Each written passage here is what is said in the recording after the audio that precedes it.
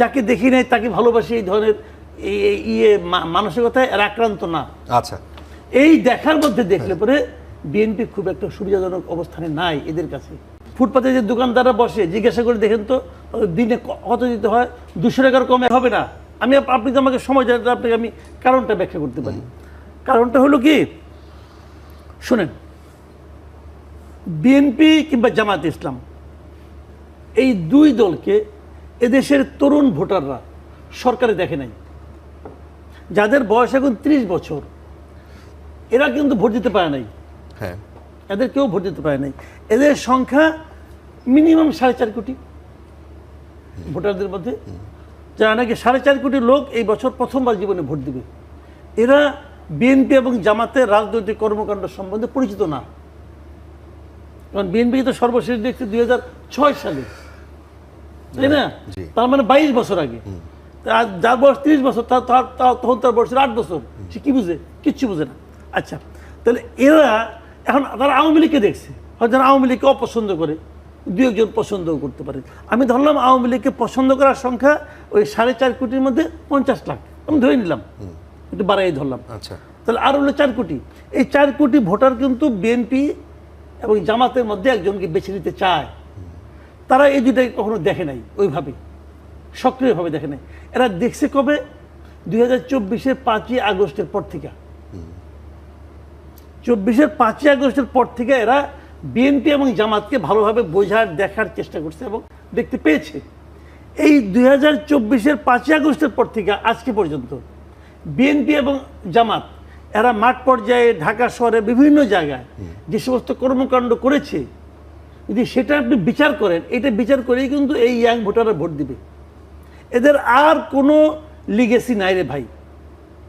যাকে দেখি নাই তাকে ভালোবাসি, এই ধরনের মানসিকতায় এরা আক্রান্ত না। আচ্ছা, এই দেখার মধ্যে দেখলে পরে বিএনপি খুব একটা সুবিধাজনক অবস্থানে নাই এদের কাছে। তারা দেখেছে, যেমন ধরেন আমি উদাহরণ দিয়ে বলি, ফুটপাতে এখনো চাঁদাবাজি হয়। ফুটপাতে যে দোকানদাররা বসে জিজ্ঞাসা করে দেখেন তো দিনে কত দিতে হয়, 200 টাকার কমে একজনও নাই।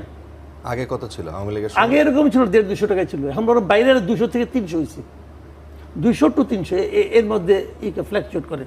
এই টাকাটা কোথায় যায়? কেউ না কেউ তো তুলে। কে তুলে?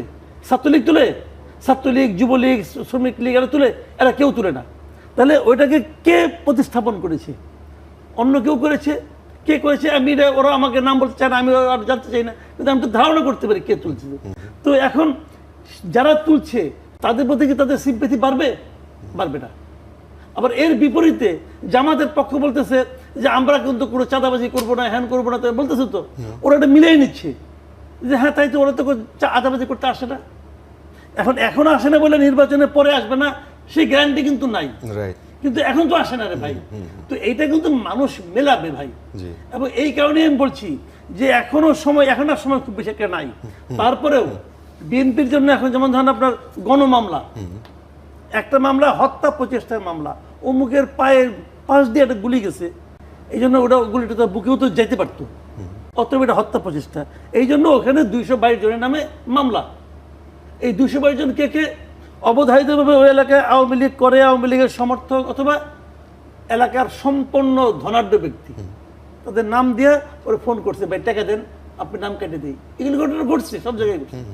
এই সমস্ত মামলার বাদীকে দেখেন তো 90% ক্ষেত্রে হলো বিএনপি বলাপান, হয় বিএনপি, নাহলে যুবদল, নাহলে ছাত্রদল, অথবা বিএনপির নামধারী।